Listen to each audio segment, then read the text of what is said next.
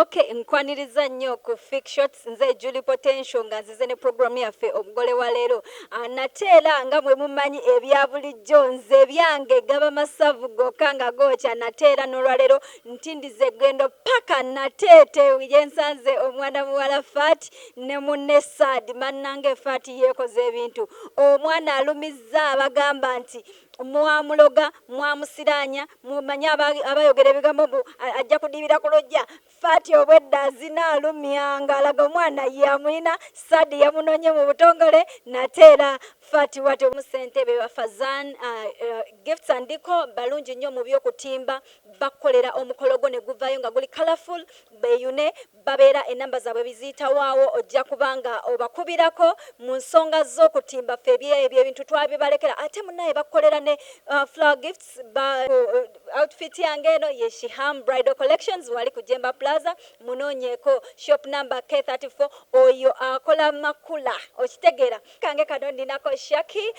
Queen Heart Beauty munnange yankwatako okulaba nga nvayo obulungi bwenti akola with installation akola makeup omulungi owaddala bridal simple makeup eyelashes zona ba Margarita bolaba wano juice and coffee beyune naddala ku mukolo gwo bw'obanga abeera tuteesa phone accessories oyo genda ofune essimu emalayo kututeesa phone accessories ateeseza ddala ebbeeyi yanseko buseko nze Julie Potential ngenda kuba nga nkulagako omugole wange Fati nga bw'avuddeyo omwana muwala yanyumye yayambadde akagoye neŋŋamba bannange Fati atulumiza ffenna nenzikiriza we nabadde naye nga bw'atyo bwe yakikoze nange sirina kyakukola abateesi mmwe mumanyi. Abalungi abakyekuumidde ku Fake Shots weebale nnyo weebalire ddala nze Julie Potential ne program omugole wa leero bannange nze we natuuse Nateete kye nakoze nagambye kaŋŋende ndabe omugole wange Fati kyaliko munnange ne ŋŋenda mu kisenge gye bamukolerako makeup bannange omwana muwala ng'anyumye nga makeup artist amanyi bannange ne ndaba ku kagomesa aka gold akalimu ka white obugatto nga ye byonna biri elegant awo camera person wange nandaga kubako nenziramu amaanyi ne ŋŋamba wendi tewali kuswala awo omuko ne bamugema omuko Sadi ne bamujja mu bangi ne bamuleeta okubeera nga ye w'enjawulo munnange abagema abasawo ne bakoona omuziki ne bajja ne basooka entertaining abantu bannange bano abaana balungi kirabika waba Fati ababi baabagobayo awo taata ayogerera omukolo ku sayidi ya Fati n'ayogera n'ayaniriza omugenyi munnange awo Sadi ng'ayisaayisa amaaso alabe ekyebbeeyi kye kiririddawa munnaye ne bamugamba guma weekiri nange bana abakusawo ne balyoka bakoona omuziki bwe batyo ne baaniriza abagenyi bannange abaana nga banyumye bu outfits obwa orange konna ng'okalabira eringa kaaka bannange babadde banyumye munnange abagenyi nabo ne babaaniriza awo nga batuuse mu kidaala nga buli kimu kiri malidadi sana munnange ettaali ne litandika anti amaka ge tuzzeemu g'abasiraamu weewulirire ku ttaali.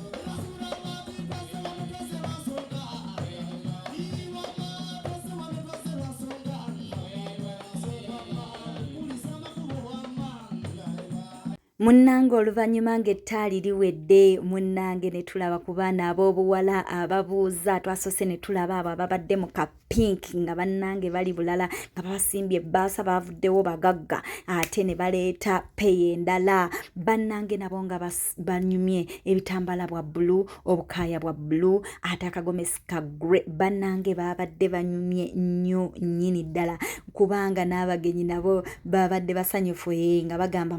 wetuze weewo omwana Fati yatugenda naye awo no taata ayogerera omukolo n'abeera ng'atesitinga ate ku lwendo lw'amazzi mu maka ago jjukira amaka g'abasiraamu tebanywa mwenge kabadde ka juice n'akanywa bulungi nnyo nnyini ddala awo basenga nga nabo bazze baaniriza abagenyi bannange nga bakoona omuziki buli omu mu sitayiro ye awo senga n'atuleetera omuko Sadi n'abeera ng'amuleese bannange Sadi ng'amema bumemi era ng'omugagga bw'aba nawulidde kombu dokita mubamanyi badokita akasente baba nako kwegamba nga Sadi atambula sente teyeemalaamu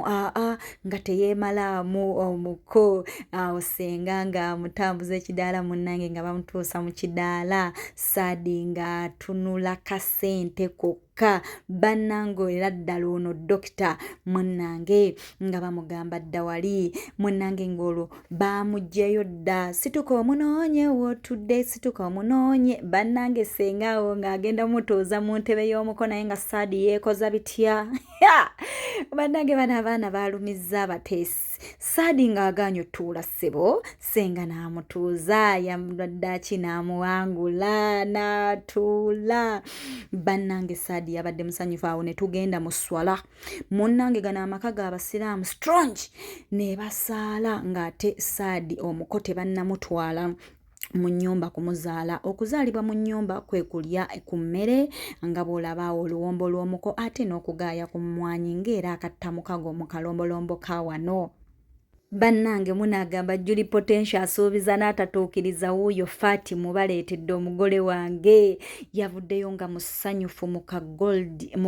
gomesi ka gold nga kali mu ka white bannange nga kali elegant ng'anyumye nga gomesi eraga eri classy metroni we nga naye ali ku point naye ng'alumya bitya yaviiriddeyo ku kayimba ka Rema deep in love and deep in love naye we atuuse wali eri ku kapati nja kubeera mukyala dokita bw'anaabanga dokita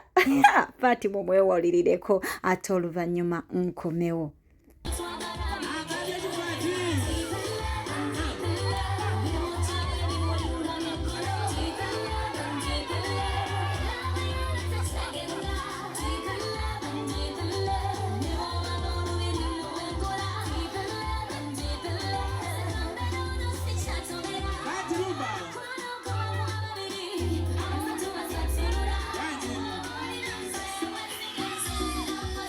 bannange ono omugole owange yazze kulumya Fati yazze kulumya bw'amaze deep in love n'atandika eno ya love commissioner gwe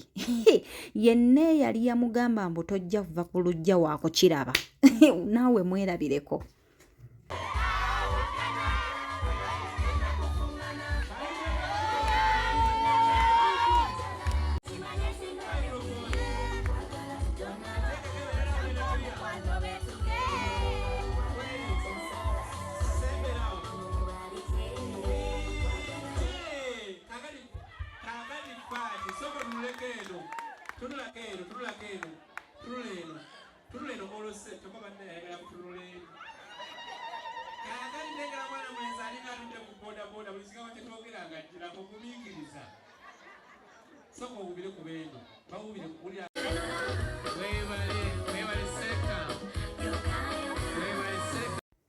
Fati yoga yoga ne side no mugambe awo nno nga bamuleetedde ekimuli nga omukyala afumbiddwa bannyina abalungi baleese ekimuli awo ng'atudde ne dokita ng'era bwe yasuubizza awo ssebo nga amulaze nti amuggyeyo mu bangi wuwe bannange Fati yabadde musanyufu Fati yalumizza laba eriiso laba bwatunula ku mulungi laba essanyu we limutta bannange Fati bannange yanyumye akamuli k'omwami nga konna ka reflecting akagomesi kaffe aka gold akamuli k'omwami wakalabye munnange nako kabadde ka gold obalabye ettaali ne liddamu awo nno ne baleeta ebirabo omwana mulenzi yaddugaza olujja zino kesi z'abasenga bino byakunywa sabbuuni abawaka ne beejaga ne bagamba kituufu nnyo n'omwana bazaala sokaali bali ewaaba Fati tewali mubi okitegeera bw'atyo Fati n'akomawo n'addayo n'akyusa n'akomerawo mu ka dress ka changing dress akalungi ennyo akabadde aka navy blue nga mulimu n'amayinja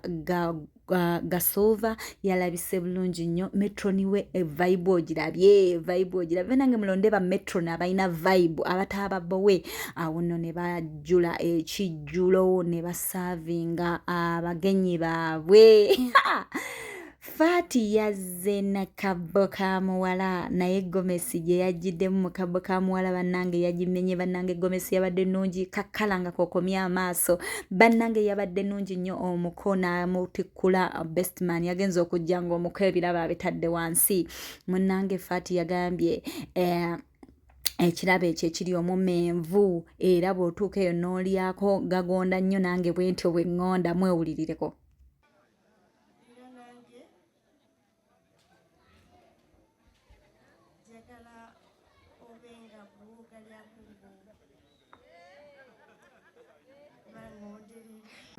Mumwewuliriddeko agambye ng'agonderera munnange Noazino obulungi ava mu ddiiro nze Julie Potential subscribing liking commenting ku Fake Shots. Bannange ndowooza mumulabye bw'ati omugole wange Fati bwe yalumiza abateesi yankubye akama n'aŋŋamba mbu waliwo abaali bamwogerera mbu simanyi talifumbirwa taliva ku lujja ate munnange yaleese omwana w'abandi ate yaŋŋambye munno dokita mbu ajja kubeera mukyala dokita bw'adaaba nga dokita. Fati yalumiza nina kye nnimbye mumulabye bw'ati bw'abadde ebintu babireese abazadde basanyufu buli kimu kibadde ku muzuuli oba okitegeera. Ngenda kuba nga nkusibulira wano nze Julie Potential tukwatagane olunaku oluddako mu program omugole wa leero mbeera ku Fake Shots subscribing liking commenting ndekera comment awo kyoyagala ndeete kipya ki kyoyagala ndeete mu program eno nja kuba nga nkikuwa right away. Your wish is my command. Shout out.